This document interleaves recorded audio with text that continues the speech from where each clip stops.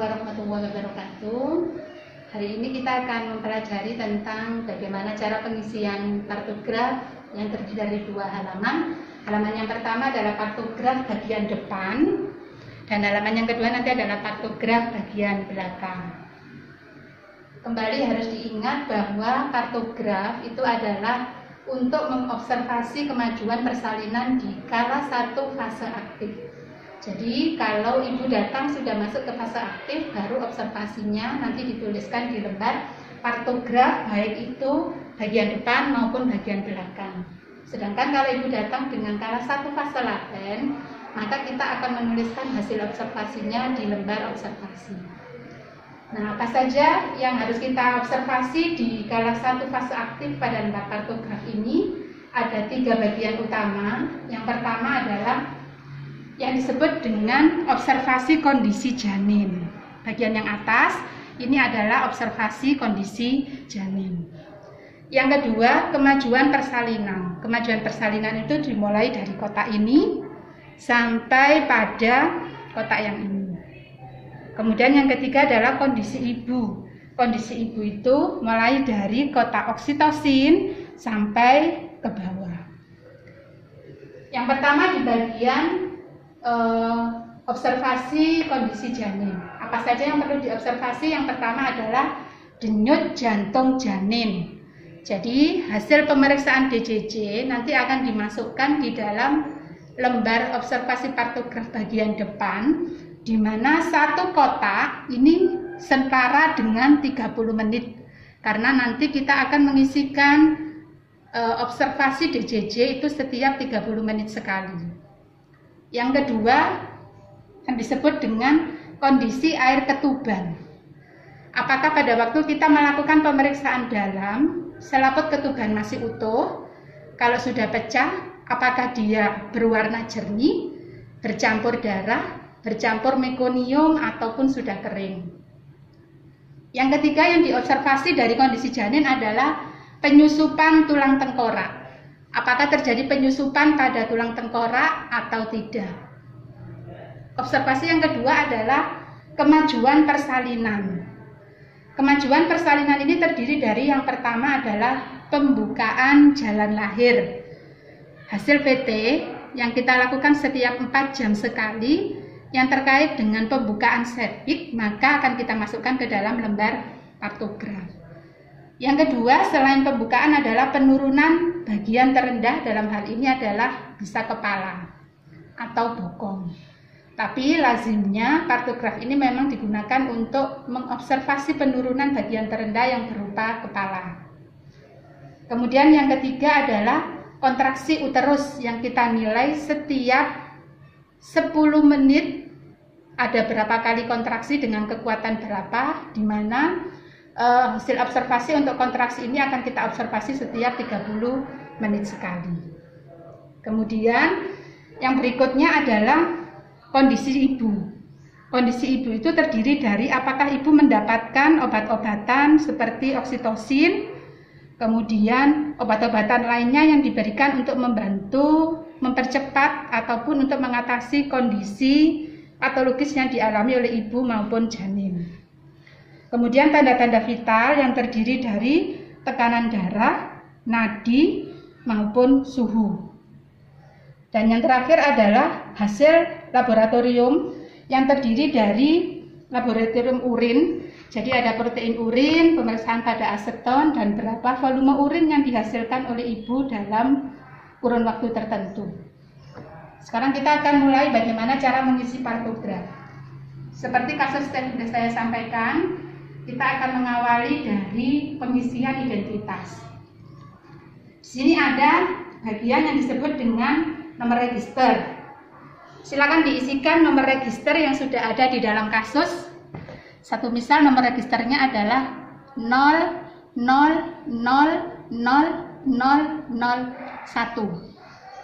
Kemudian jika ibu bersalin di puskesmas, maka bisa disebutkan, dituliskan di sini nomor dari puskesmas. Kemudian kita lihat di kasus, nama ibu yang kita gunakan adalah Nyonya Hanum. Tuliskan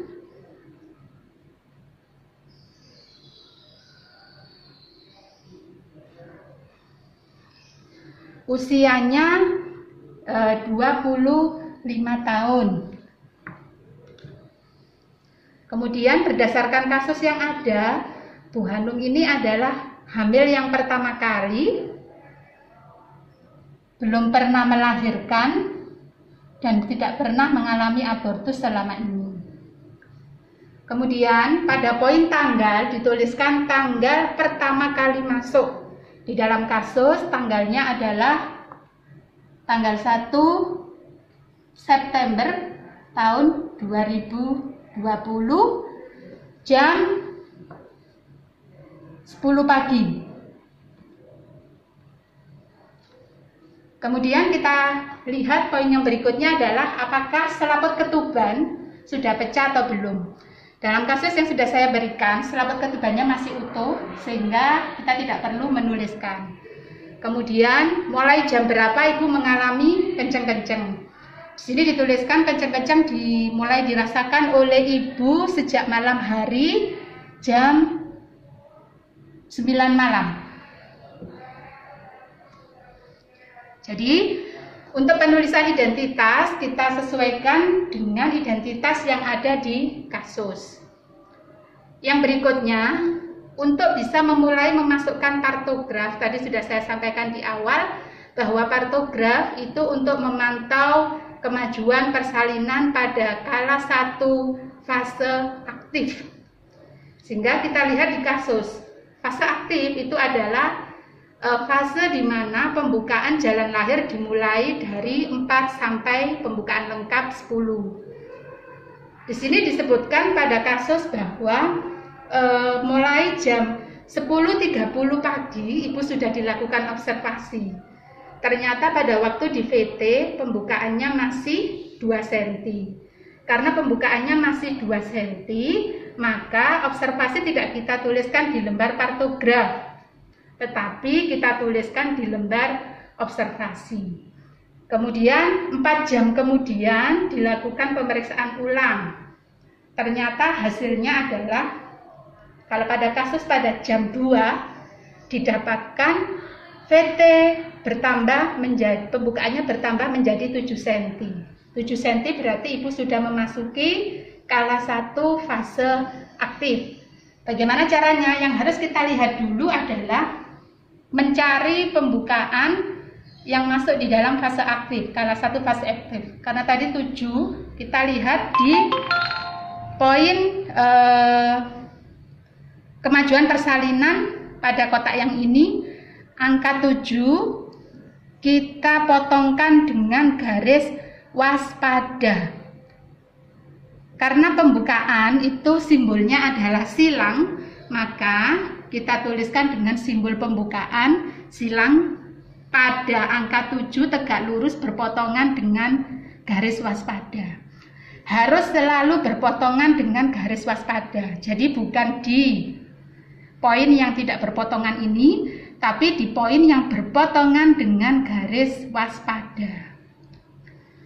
Setelah itu kita akan memasukkan semua data berada di sebelah kanan dari perpotongan yang sudah kita tentukan ini. Jadi kita akan menggunakan penggaris untuk membantu memasukkan bagian yang lainnya. Kita tuliskan dulu pada poin ini VT di jam 14. Cara menuliskannya, satu kotak ini nilainya setara dengan 30 menit. Kalau 2 kotak itu setara dengan 1 jam.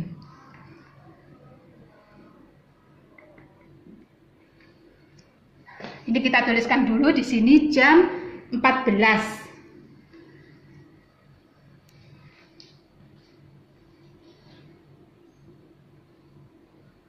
Masukkan semua data, memasukkannya itu berada di sebelah kanan dari penggaris ini. Jadi bukan di sebelah kirinya, semuanya akan mengikuti mulai dari atas ke bawah, ada di sebelah kanan dari penggaris ini.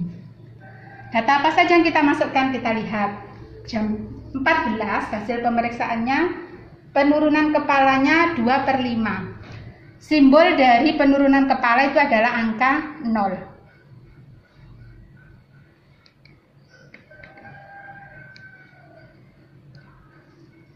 Kemudian ada 4 kali kontraksi dalam 10 menit, lamanya 40 detik. Kontraksi yang lamanya 40 detik itu disimbolkan dengan tanda arsir. Ada 4 kontraksi, sehingga 4 kotak kita arsir sesuai dengan lamanya kontraksi atau kekuatan kontraksi 40 detik. Kemudian DJJ 140 kali per menit. DJJ disimbolkan dengan tanda titik, dibuat agak tebal dan agak besar. Setelah itu, tadi sudah ya pembukaan 7 cm, selaput ketuban masih utuh. Selaput ketuban yang utuh disimbolkan dengan huruf U. Kemudian tidak ada molase tulang. Kalau tidak ada penyusupan atau tidak ada molase disimbolkan dengan angka 0. Kemudian tekanan darah 125/80. Kita buat tanda sistol dan diastol. 125/80.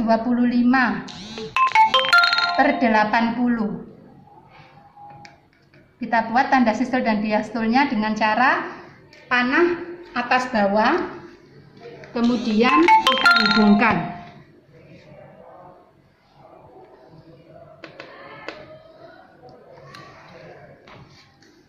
Setelah itu nadinya 84 kali per menit.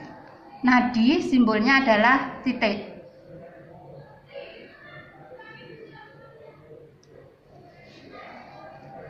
Kemudian suhu tubuh ibu diukur 36,5.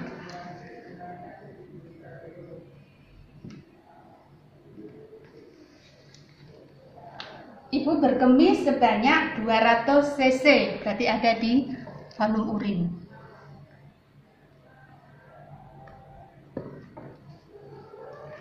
Kita lanjutkan pukul 14.30. Kita tuliskan dulu. Kalau tadi di sini adalah jam 2, maka 30 menit kemudian ada di kotak ini. Kita tuliskan di sini 14.30. Apa hasil pemeriksaan di 14.30? DJJ sebanyak 137 kali per menit. Dengan simbol titik. Kemudian 4 kali kontraksi dalam 10 menit, lamanya 45. Kalau 45, simbol kontraksi dengan cara diblok.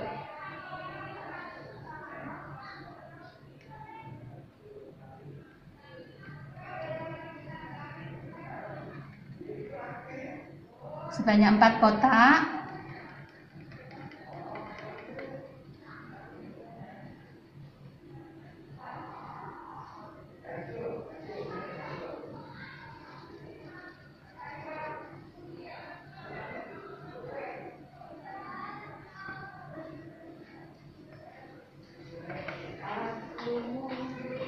Kemudian nadi ibu 84 kali.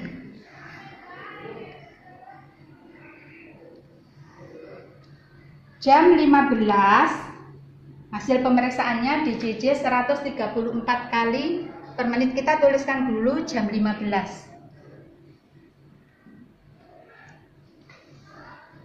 DJJ-nya 134.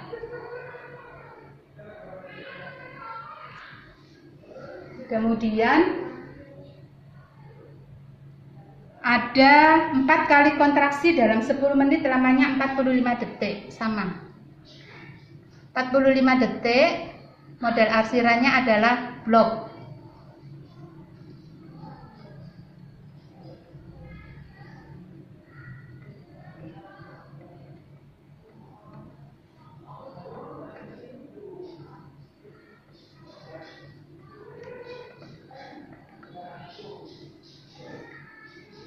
Kemudian nadi ibu 90 kali per menit.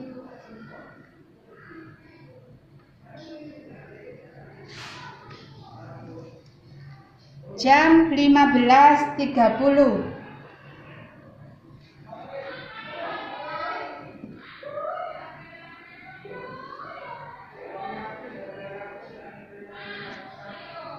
Hasil pemeriksaan DJJ 140 kali per menit. Kemudian ada 5 kali kontraksi dalam 10 menit lamanya 45 detik. Jadi 5 kotak kita arsir secara penuh.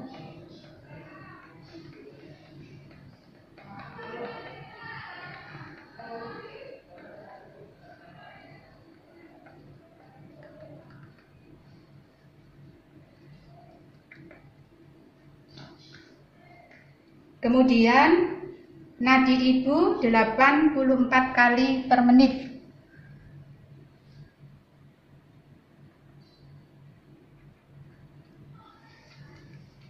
Jam 16 DJJ, kita tuliskan dulu jam 16. DJJ 144 kali per menit. 5 kontraksi dalam 10 menit lamanya 45 detik. Kita arsir secara penuh di 5 kotak karena ada 5 kontraksi dalam 10 menit.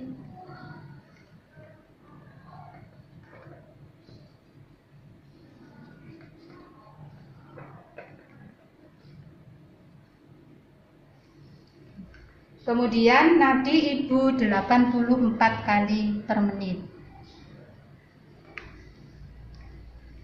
Setelah itu ternyata dari kasus setelah beberapa menit pemeriksaan terakhir keluar cairan jernih per vagina dan ibu mengatakan ada dorongan kuat untuk meneran. Kemudian 30 menit kemudian lahir seorang bayi perempuan dengan berat 3.100 gram. Berarti jam 16.30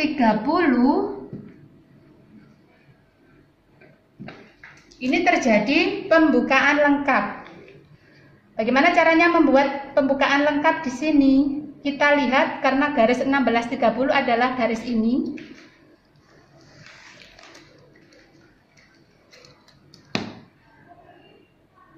Dari sini kita potongkan dengan angka 10. Kemudian ada penurunan bagian terendah 0/5. Lurus dengan angka 0.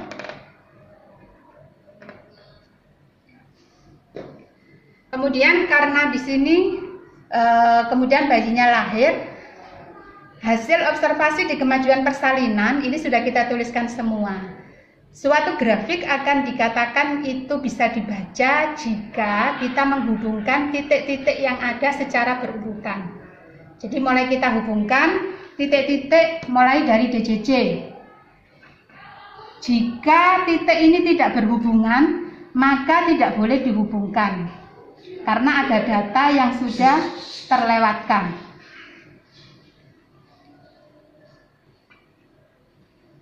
Kemudian bagian pembukaan dari jalan lahir, penurunan bagian terendah juga kita hubungkan. Kemudian pada nadi juga kita hubungkan.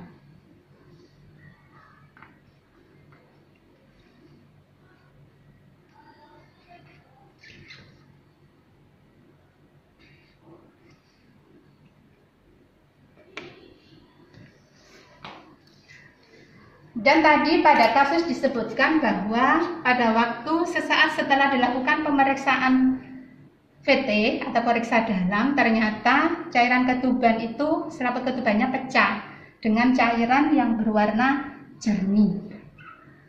Tidak ada penyusupan. Setelah ini sebenarnya untuk observasi kemajuan persalinan sudah selesai kita tuliskan di dalam kartograf bagian depan. Untuk kondisi janin itu akan kita tuliskan pada sisi ini. Hasilnya tadi janin lahir, seorang bayi lahir dengan jenis kelamin perempuan, berat 3.100 gram, panjang badan 48 cm, menangis spontan, bergerak aktif. Karena dia lahir pada tanggal di hari yang sama, kita tidak perlu menuliskan hari, tanggal, bulan, tahun pada bagian ini. Seandainya bayi ini lahir pada esok harinya, baru kita tuliskan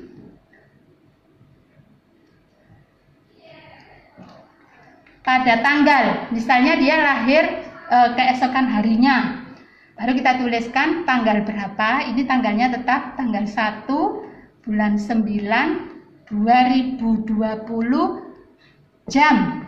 Tadi bayinya kan lahirnya jam 16 lebih 10 menit misalnya, karena tadi setelah pembukaan dia harus dipimpin dulu, kemudian baru lahir bayi perempuan dengan menggunakan simbol jenis kelaminnya BB 3.100 gram, PB 48 cm, menangis kuat. Penilaian selintas kita tuliskan bergerak aktif.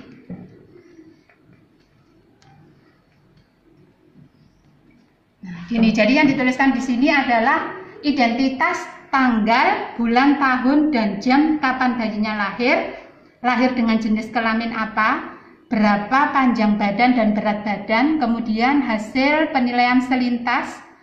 Yang kita tuliskan adalah bagaimana tangisannya dan apakah dia bergerak dengan aktif. Ini adalah lembar bagian belakang dari kartograf. Setelah kita selesai melakukan observasi persalinan di kala 1 fase aktif dan mengisikannya pada lembar kartograf bagian depan, maka begitu bayi lahir, kita lanjutkan dengan pengisian pada lembar kartograf bagian belakang. Apa saja yang diisikan? Yang pertama, ada terkait dengan catatan persalinan. Jadi, tanggal berapa ibunya masuk ke DPM atau ke fasilitas pelayanan kesehatan. Misalkan tadi sesuai dengan kasus, ibunya masuk tanggal 1 bulan September tahun 2020. Kemudian siapa nama bidan yang menolong? Misalnya bidannya adalah Uswatun. Tempat persalinannya adalah di Polindes, kita kasih tanda centang. Kemudian alamat persalinannya adalah Bangkalan.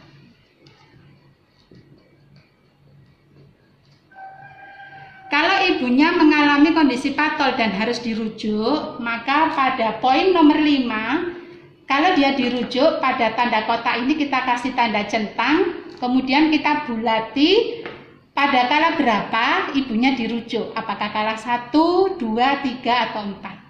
Karena tadi tidak dilakukan rujukan, maka poin ini tidak usah kita masukkan. Kemudian, apa alasan untuk dirujuk? Kalau tidak ada, tidak usah diisi. Tanggal berapa dia dirujuk, dan siapa pendamping saat merujuk, silahkan bisa diisikan lebih dari 1 sesuai dengan siapa yang mendampingi. Kemudian kalau ada masalah pada kondisi kehamilan atau persalinan ini, bisa dituliskan dengan narasi di sini. Selanjutnya kita isikan kala 1. Pada kala 1 di nomor 10 ada kalimat kartograf apakah melewati garis waspada atau tidak. Tadi setelah kita lakukan pengisian dan kita hubungkan, ternyata kartografnya tidak melewati garis waspada. Palingkari. Kalau ada masalah lain di kala 1 dituliskan, kalau tidak ada tidak usah diisikan. Di kala 2, apakah dilakukan episiotomi atau tidak? Kalau dilakukan episiotomi, misalkan dilakukan episiotomi dengan indikasi perineum kaku misalnya, atau mungkin terjadi fetal distress. Kalau tidak dilakukan episiotomi, maka yang dicentang adalah pada kotak tidak. Kemudian siapa pendamping pada waktu persalinan? Ini boleh diisi lebih dari satu. Satu misal yang mendampingi adalah suami dan keluarga. Kemudian apakah terjadi gawat janin? Kalau tidak terjadi, maka yang dicentang adalah di kotak tidak. Kalau terjadi, yang dicentang adalah di kotak ya. Kemudian tindakan apa yang dilakukan dituliskan secara narasi.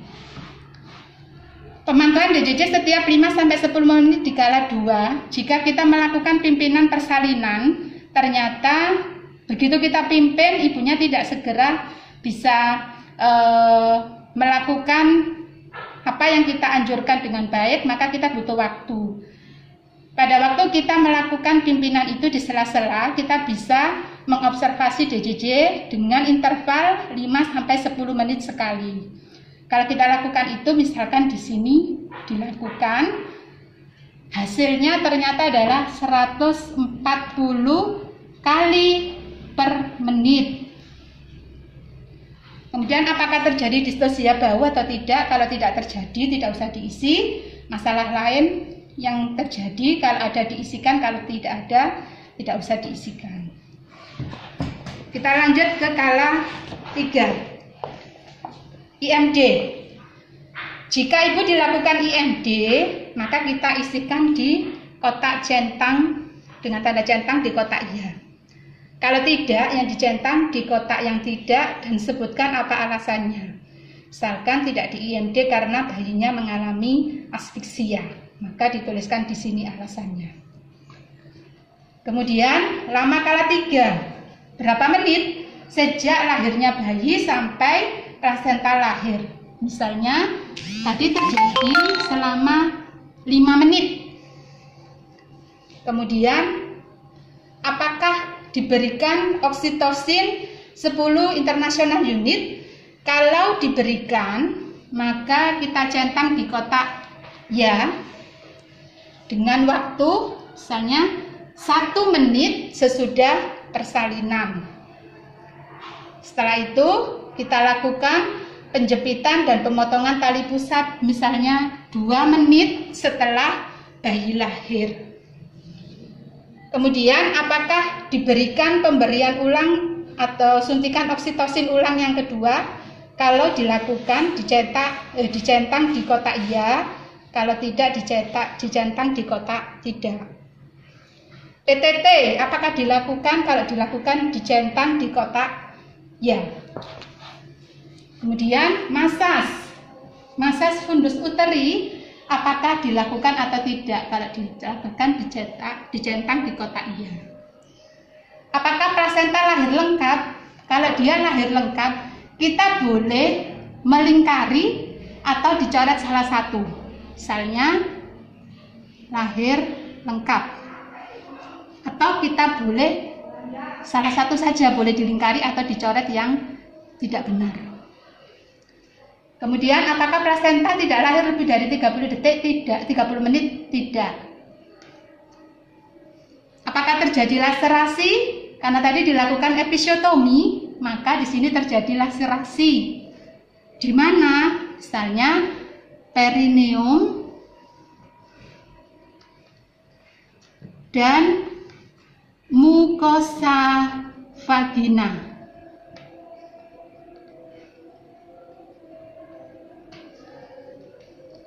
Kemudian dari keterangan ini, maka kita bisa menentukan apakah laserasi ini derajat 1, 2, atau 3. Sekali ini adalah derajat 2. Karena terjadi laserasi, maka harus dilakukan penjahitan jika itu terjadi pada laserasi derajat 2, 3, dan seterusnya. Pada kotak penjahitan, kita centang, dijahit dengan atau tanpa anestesi. Karena tadi dijahit dengan anestesi, maka yang tanpa kita coret. Setelah itu apakah terjadi atonia uteri? Atonia uteri itu kondisi di mana uterus tidak berkontraksi setelah persalinan ya. Kemudian berapa jumlah darah yang keluar setelah kita menolong persalinan. Ada salah satu langkah yang harus kita lakukan adalah estimasi jumlah perdarahan. Misalkan di sini jumlah darah yang keluar 100 mili atau 100 cc. Kalau terjadi masalah, dituliskan masalahnya apa dan bagaimana hasil dari tindakan yang dilakukan. Kalau tidak ada, kita tuliskan seperti ini.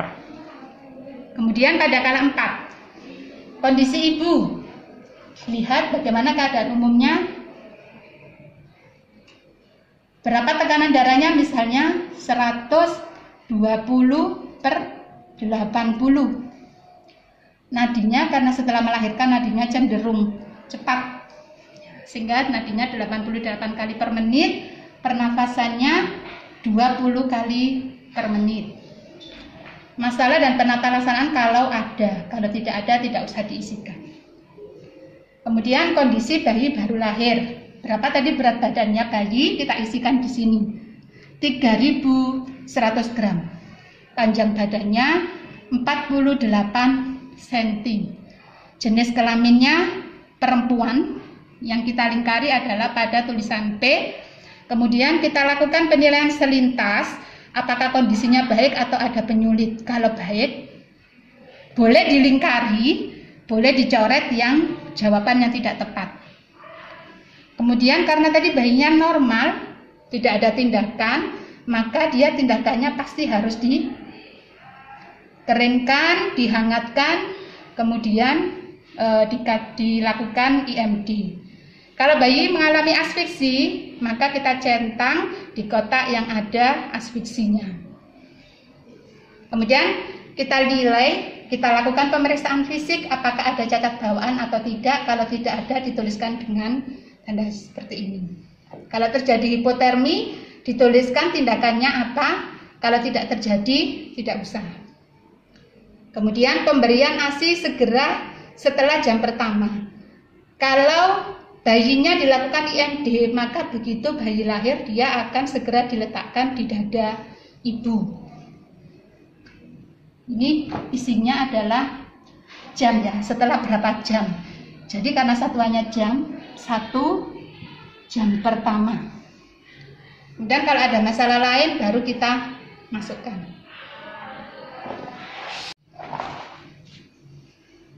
Kita lanjutkan pengisian pada observasi kala 4 yang kita lakukan pada 2 jam pertama. Penulisannya ada di dalam kotak ini. Apa saja yang kita observasi? Yang pertama adalah tekanan darah, nadi, suhu, tinggi fundus uteri, kontraksi uterus, kandung kemih, dan jumlah darah yang keluar. Pada 1 jam pertama, kita observasi setiap 15 menit sekali. Sedangkan pada 1 jam kedua kita observasi setiap 30 menit sekali. Kotak ini sudah dirancang di mana dalam 1 jam pertama ada 4 kotak, pada 1 jam kedua ada 2 kotak. Misalkan tadi bayinya lahir jam 16:10, 15 menit kemudian, maka kita tuliskan dulu waktunya. 16 lebih ditambah 15 ya. Jadi 16 lebih 25. Misalkan hasil observasinya ternyata tekanan darah ibu adalah 120/80. Nadinya misalkan 84 kali per menit. Suhunya kita ukur tadi 36,8.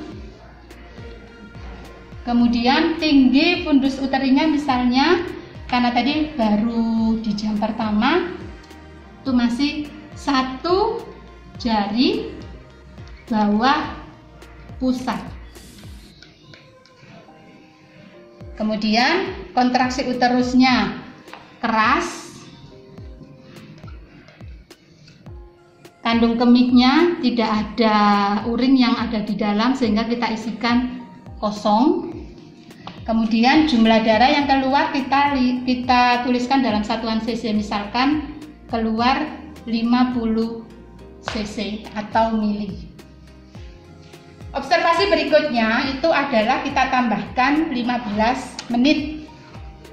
Sehingga di sini akan menjadi 16 lebih 40. Untuk mempermudah, maka kita bisa mengisikan waktu ini setiap 15 menitan, kemudian yang di jam kedua setiap 30 menit. Misalkan tekanan darahnya tetap 120/80, nadinya 84. Suhu tidak kita lakukan setiap 15 menit, tapi dalam 1 jam cukup 1 kali kita melakukan observasi selama tidak ada indikasi. Misalnya tinggi fundusnya masih tetap 1 jari bawah pusat. Terusnya berkontraksi dengan keras, kandung kemihnya kosong, darah yang keluar misalkan 30 cc. Ini kita tuliskan sampai pada kotak yang terakhir. Ingat di sini pada 1 jam pertama diobservasi setiap 15 menit dan pada 1 jam kedua diobservasi setiap 30 menit. Kemudian kita lengkapi. Kalau terjadi masalah di kala 4, maka kita tuliskan apa masalahnya. Misalnya terjadi atonia, maka kita tuliskan atonia. Kalau tidak ada, kita tidak perlu menuliskan.